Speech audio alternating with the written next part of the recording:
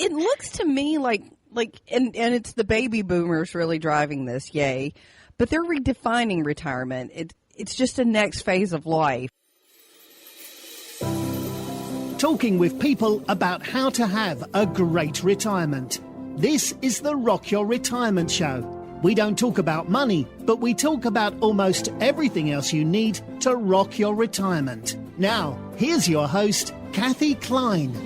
Today we get to eavesdrop on a conversation with Hank and Petra, who are the hosts of the podcast Hillbilly Nerd Talk. They heard Rock Your Retirement and reached out to me to be a guest on their show. We're going to start in the middle of the conversation where it's relevant to Rock Your Retirement. But if you want to listen to the entire hour and 20-minute interview, head on over to Hillbilly Nerd Talk, episode number 158. Now, let's listen in. On tonight's Hillbilly Nerd Talk, we have very special guest, Kathy Klein, teaching us how to rock our retirement. Welcome to Hillbilly Nerd Talk with Hank and Petra. Based on what you said about you don't know what to call it because you're not going to be retired, but you're financially able to retire. Right. Yeah. And then what do you do? That's a word that we need to create because there are so many people that don't want to retire. They don't want to just stop working. I mean, take my husband, for example. He's financially able to retire. He doesn't work per se for money, but wow, does he do a lot. I mean, he's on the board of a couple of companies. He does a ton of work. Right. Yeah. Who knows? Sometimes if these companies make money, then we'll get something for it. But basically, he just has stock. I mean, he's considered retired, but he's not sitting around watching Westworld. Right. Although we do love that show. All right. At least you're not watching it all the time. It looks to me and it's the baby boomers really driving this, yay. But they're redefining retirement. It's just a next phase of life.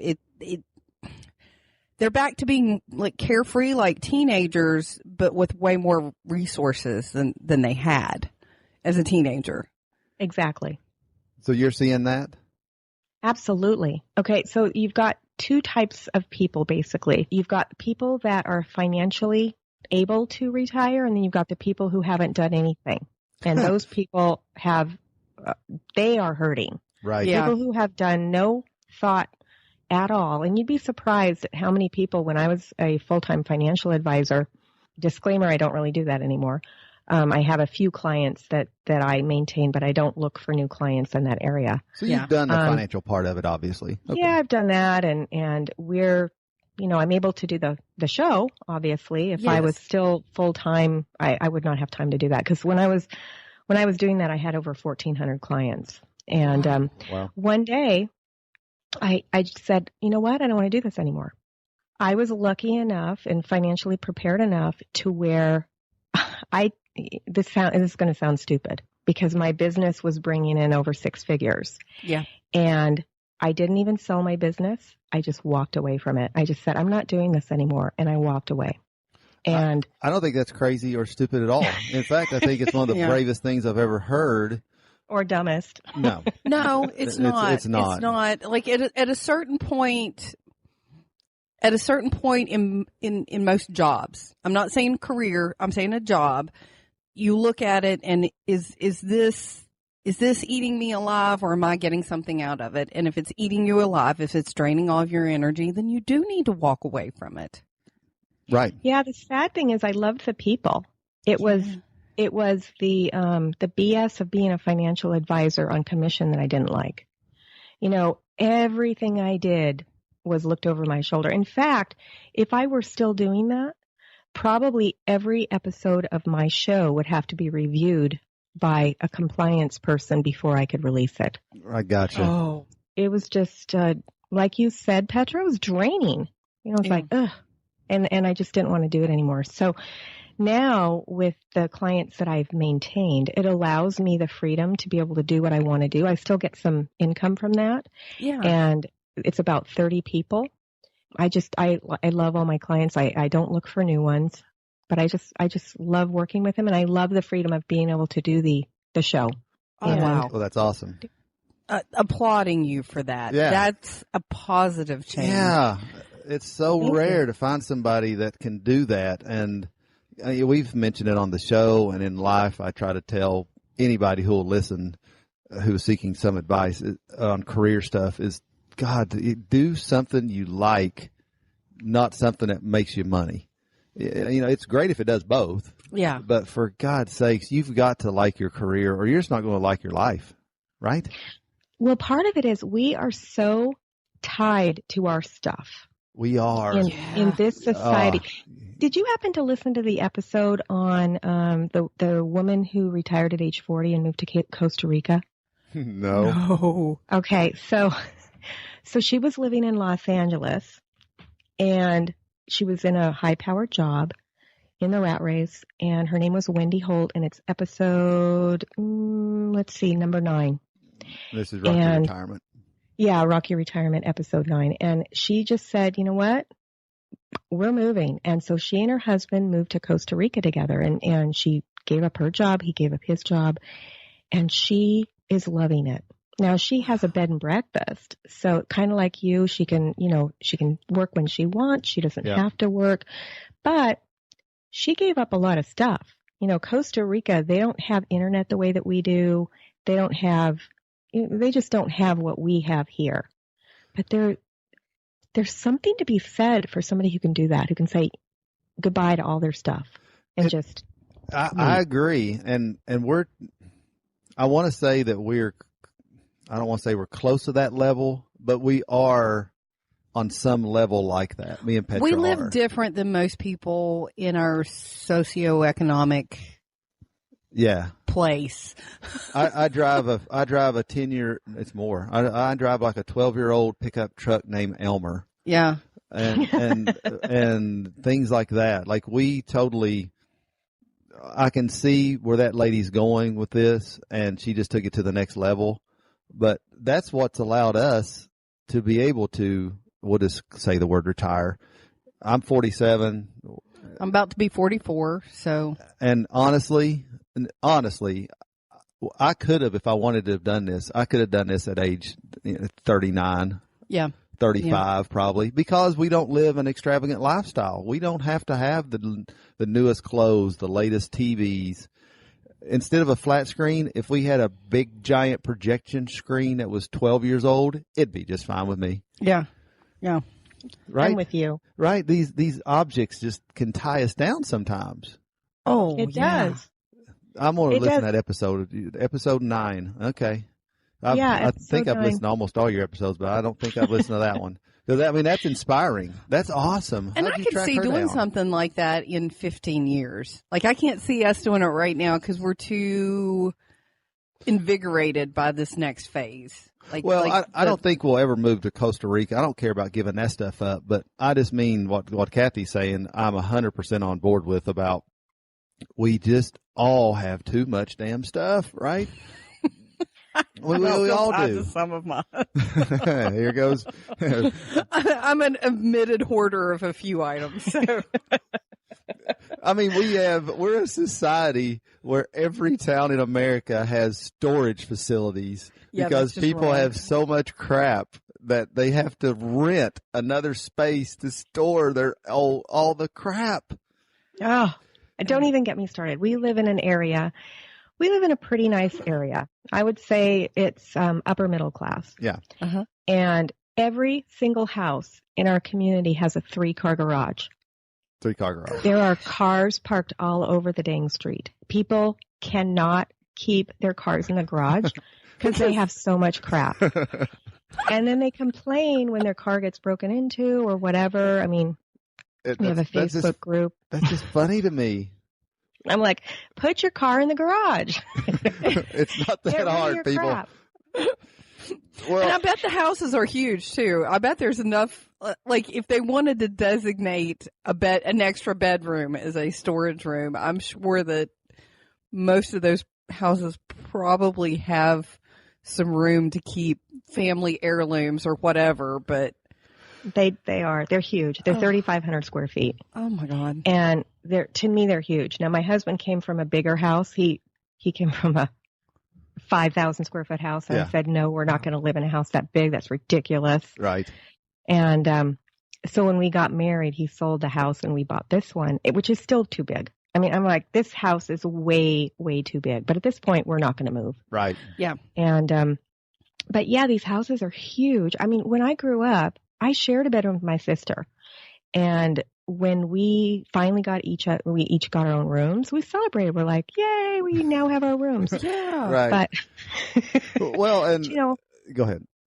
Well, I'm older than you guys. So probably not a full generation, but a little bit. You know, I'm 51. Right. And so I don't know if by the time the two of you were growing up, if the stuff, you know, had already started where everybody had their own room when they were kids. Did you all have your own rooms? No, not really. I mean, I did, but it's because my sister was older and had already moved out. But no, I was in the age group where if you had 2 or 3 brothers and sisters, most people they lived with them in the same room. Sure. Absolutely. Yeah, nothing wrong with that. Yeah, and you know, some of these problems, there's a little meme or a joke about it or something I've seen online. And it is kind of ridiculous, this first world problems. That's right. Like, and I mean, can you imagine trying to explain to somebody in rural, wherever, Africa, in Nigeria, like, okay, we have a problem in America because we have too much stuff. And we have to rent these boxes outside of our home to store. I mean, they'd be like, what are you talking about? I mean, they couldn't even comprehend what you're talking about. Like, you might as well be talking gibberish. You can buy the crates that they use to like the shipping crates that they use on huge cargo vessels, and just leave them in your yard to store your junk.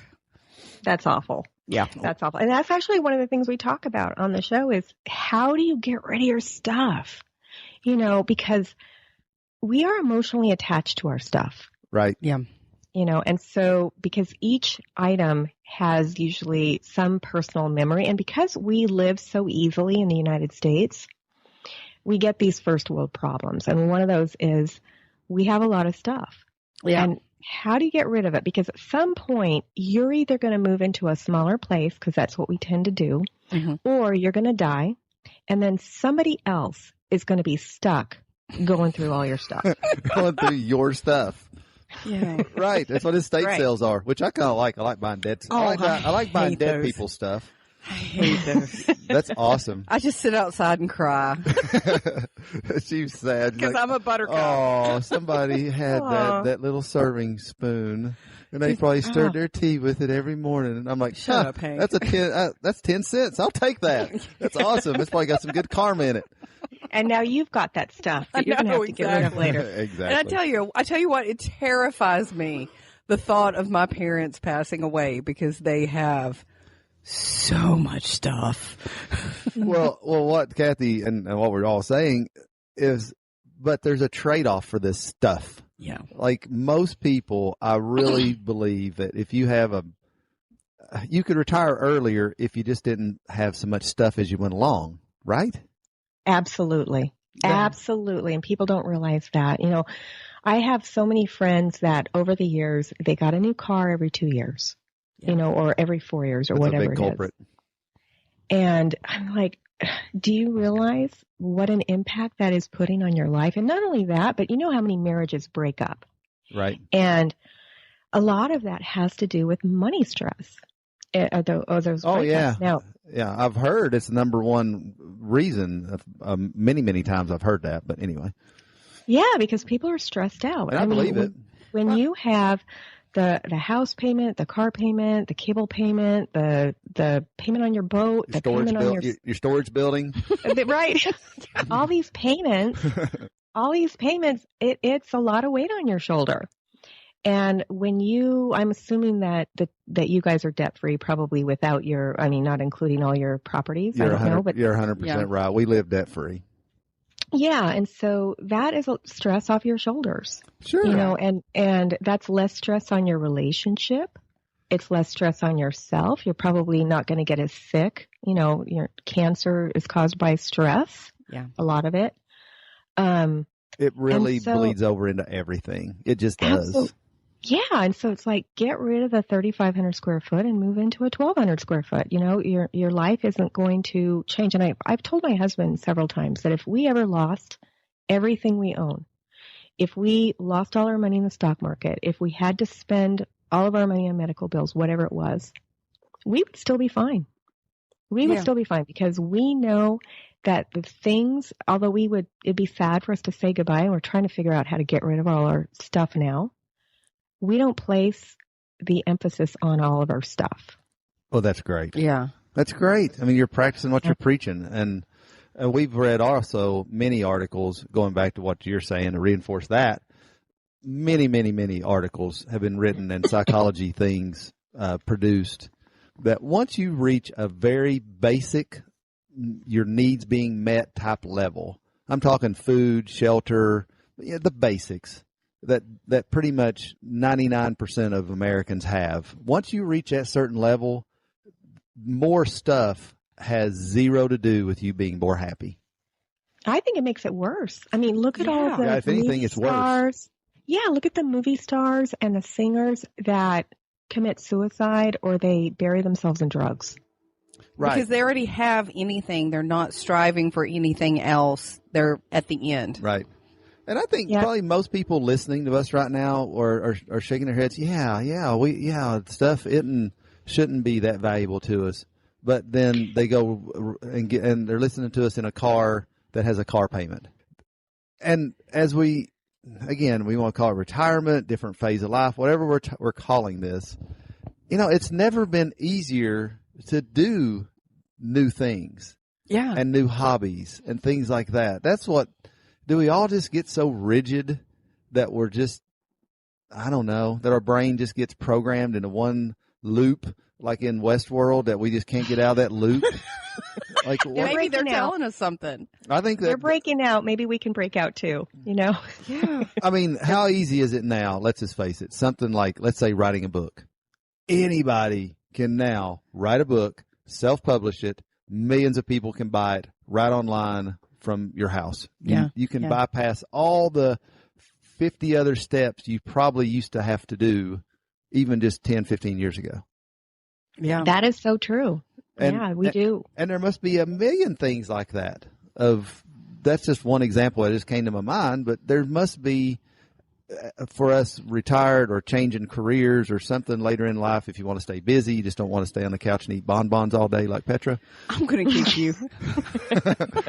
There's just so many things. And it's almost heartbreaking for me to hear people, because I hear it from customers all the time when I say, "Oh, what did you do today?" "I just stayed around the house. I just didn't do nothing." That just kills me to hear that. Do you have Meetup there where you live? What do you mean? There's a site called Meetup.com. Okay. Mm-hmm. And I have had at least 3 guests on my show talk about it. Tell me about it. Yeah, tell us. So basically, Meetup is a place, it's online, but you meet in person. So let's say that you want to write a book. Okay. You could start a Meetup for aspiring authors. And you guys could get together once a month or whatever. You just put it up on Meetup, and then people join the site, and then you schedule a time to get together, either at a restaurant or at your house or whatever. When my husband and I got married, we didn't have a lot of a couple friends, you know, and he had come from. You're saying our problems here. Keep talking.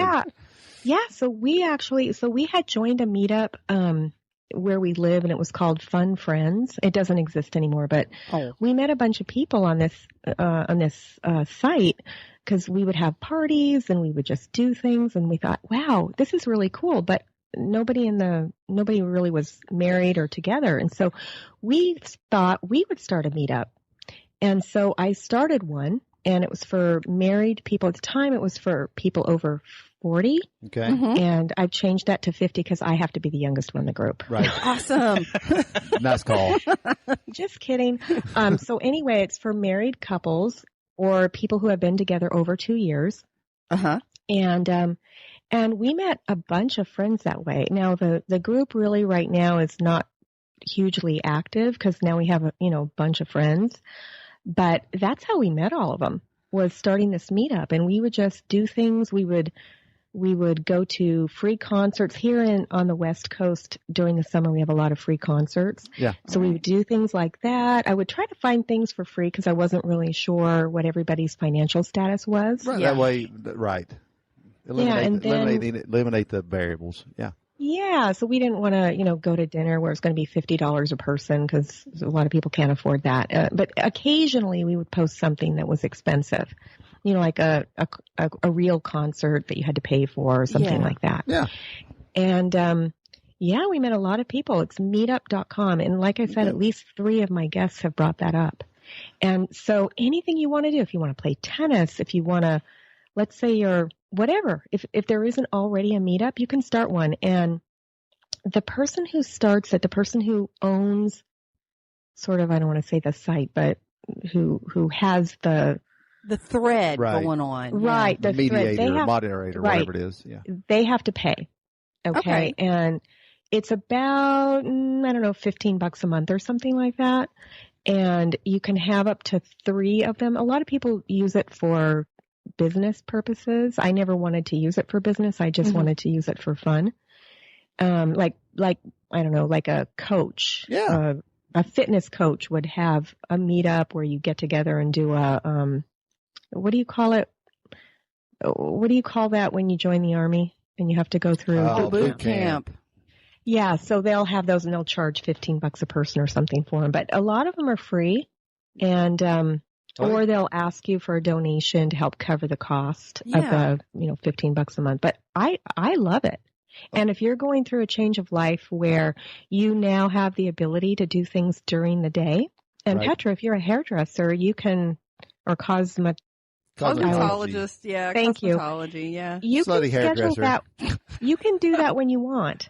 You can do that when you want. So if you want to do other things during the day and you want to find other people who are in your same situation who want to do things during the day, I highly recommend it. That's awesome. That's a great idea. That is a great idea. Because we complain about this amongst ourselves at least once a week because our couple friends have moved away or they're having kids now. And it's kind of like, wow. Well, their kids are that age that they just require all their time, which is great. That's what they should. Yeah. But yeah, they don't have a lot of time for us. No. Right. No. And that happens when you don't have kids and your friends do. And that's kind of where Les and I were as well. Because we don't have kids and we're in that situation, we have time when they don't have it. And also, if you don't have kids, you don't necessarily get invited to all the parties in the neighborhood where all the kids are. Right. Thankfully. Hallelujah. We like to make an appearance when we're invited, but we won't stay for 6 hours. Right. That's us. We'll show up, bring the bourbon. I'm kidding. Right, exactly. They all need it. Well, the retirement stuff, what you're saying, and I guess this is a common theme, and your guest had said this the other day too, and it all comes down to, I think, just being proactive. Like you were saying, people who aren't even remotely prepared for retirement financially, those people just weren't very proactive about it. Yeah. And when you actually, like the point that me and Petra are at, we're reaching out to you. I'm trying to find books on this, and we're being proactive on what we want to do when we retire instead of reactive or just, okay, well, what do I do now? We can't podcast 10 hours a day. Oh, I would strangle you with your microphone cord if you got on that kick. So I like it. I like Kathy's show who gets you to think about that stuff. It's just valuable life information just in general. So I love it. I think it adds a lot. I don't know if you've downloaded my secrets about retirement that your broker won't tell you. Were you able to get one of those? No, I have not. So, We're getting good tidbits here for our listeners and ourselves. It's plug away. Give a plug here. I want to hear about this. Please. Okay, I'll plug it. Just go to rockyourretirement.com/secrets. and you can download a copy. And it's 30, 38 pages, something like that. So it's not 1 or 2 pages. It's fairly long. Okay. But it's basically what I've learned so far in 2016 about retirement. Wow, and, fantastic.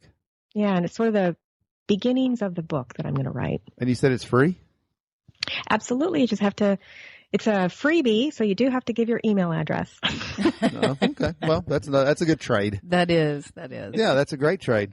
And while we're plugging, what's our website, Petra? Oh, hillbillynerdtalk.com. What can they do there, Petra? Keep talking. I like to answer him in these like. She answers it like it's a Jeopardy question. Like, all right, that's awesome. And then she'll stop, like, and then I get cracked up. We do this every week. Okay, we do. It's a running bit. So from there, you can find us on Facebook, Twitter. You're very active on Twitter, yeah. Pinterest. I live on Pinterest, and you can throw us a little help here. And if you're going to buy something on Amazon anyhow, go through hillbillynerdtalk.com and click on our Amazon banner, and that would help us out and cost you nothing extra. Exactly. Go to Amazon by clicking our Amazon banner. Then you go to Amazon, and somehow they use Fox Magic, and they know that you click through our banner, and it gives us a little kickback. All right. It's very nice. That's awesome. Yeah, and I think your listeners should be doing something to help you out, because it is not free to podcast. I don't know if people realize that, but you do have to pay in order to do this. And even though it's fun for, I think most people that do it yeah. for love. Yeah. There are some costs involved. So if you can give back to Hank and Petra, going through their Amazon or giving them a rating and review on iTunes or whatever you're listening to, all that helps. So there you have it. A little piece of the conversation with Hank, Petra, and me. If you want to hear the entire conversation, head on over to Hillbilly Nerd Talk and look for episode number 158. And next week, here on Rock Your Retirement, we'll have another guest that will help you with the non-financial aspects of the new chapter of your life. Do me a favor, though. If you enjoy the show, please tell a friend about it. The only way we grow is one listener at a time. See you next week. Bye.